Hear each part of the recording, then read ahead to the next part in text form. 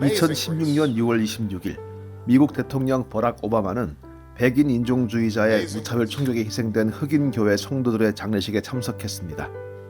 그는 연설 도중 갑자기 찬송가 어메이징 그레이스를 부르기 시작했죠. Amazing grace,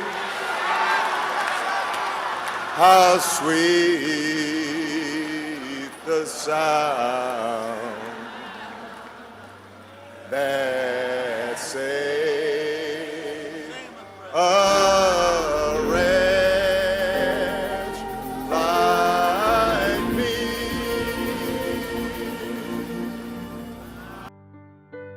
그 모습을 보면서 저는 가슴이 뭉클했었습니다.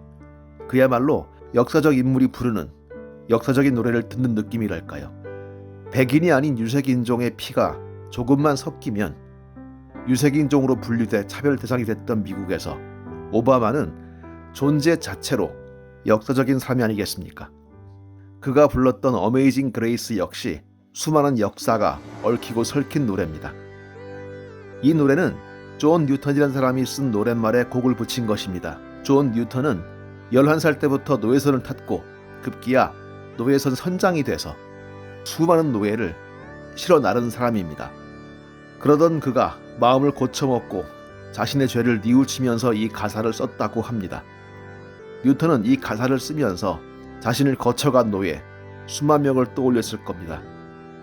짐짝처럼 노예선에 실려 아프리카가 멀어지면 황소같이 울부짖던 사람들, 옴짝 달싹도 못할 만큼 빽빽히 노예선에 실려 멀미에 신음하며 토사물과 배설물에 문드러져 죽어가던 사람들.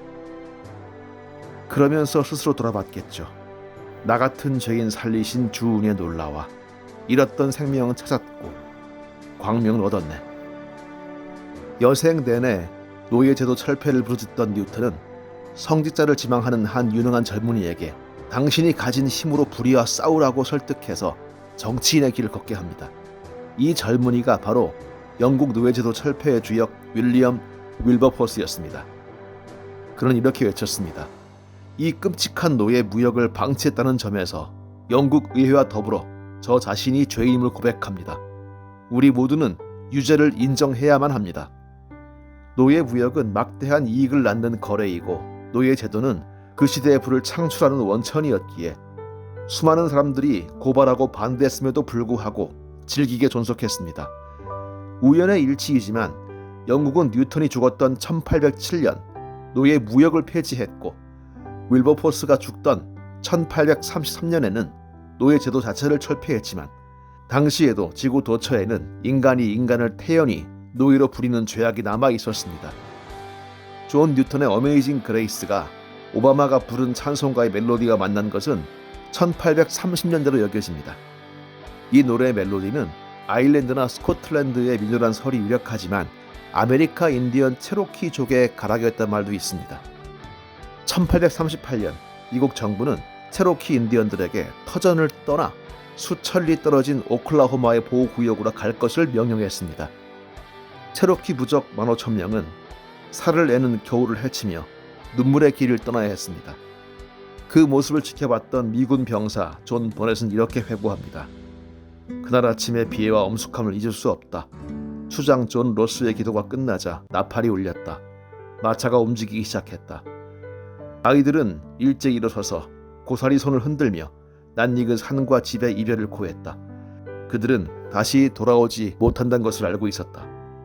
체로키 인디언은 체로키 말로 어메이징 그레이스를 부르면서 죽어가는 이들을 끌어안고 서로를 일으키면서 서쪽으로 나아갔습니다. 15,000명 중 4,000명이 그 길 위에서 죽었습니다. 이런 과정을 거치면서 점차 이 노래는 죄인임을 고백하고 자신을 구원한 신을 찬양하는 원래의 뜻을 넘어서는 의미를 갖게 됩니다.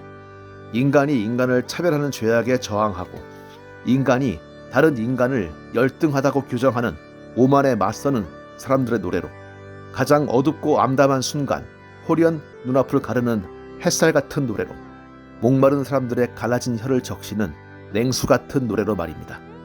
백인 폭력배들이 불을 질러 잿더미가 된 흑인 교회 앞에서 흑인들은 이 노래를 불렀고 소방호스 물을 맞고 경찰견에 물리면서도 주은에 놀라워 목이 메어 노래했습니다.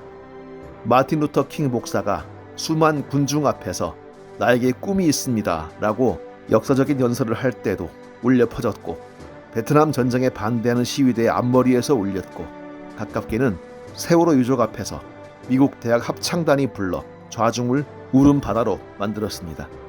이렇게 두고 보면 이 노래는 단순한 새 찬송가 305장이 아닌 좀 더 많은 자유와 더 넓은 평등을 갈구하며 생명을 위협하는 어둠의 세력에 맞서 싸워온 인류의 친구로서 손색이 없을 겁니다. 존 뉴턴이 보기에 똑같은 일을 하고 똑같은 밥을 먹는데 한쪽의 월급은 다른 쪽의 2배를 넘는 게 너무 당연한 이 나라는, 연예인 아무개가 다쳤다는 뉴스는 전 국민이 알지만 하루에도 몇 명씩 산업재해로 사람이 죽어도 별 관심이 없는 이 나라는 또 어떻게 보일까요? 산 위에서 내려다보면 서울 시내는 붉은 십자가 천지고, 휘황찬란한 대리석 교회에서는 허구한 날 나 같은 죄인 살리신 그 은이 놀랍다는 찬송이 울려 퍼집니다. 하지만 저는 이 찬송이 가장 절실한 사람들은 교회 안보다 바깥에 더 많을 것 같습니다. 로마서 12장 15절에는 우는 자들과 함께 울라는 말씀이 나옵니다. 노예 상인이었던 존 뉴턴이 저지른 죄는 노예들의 아픔과 슬픔을 돈벌이로 덮어버렸던 데 있을 겁니다. 자신이 웃기 위해 우는 자들을 외면하고, 나아가 사람이 우는 것이 아니라 짐승들이 우는 것이라고 스스로를 합리화했던 죄일 겁니다. 우린 그런 죄를 짓고 살고 있지 않은지 돌아봤으면 좋겠습니다.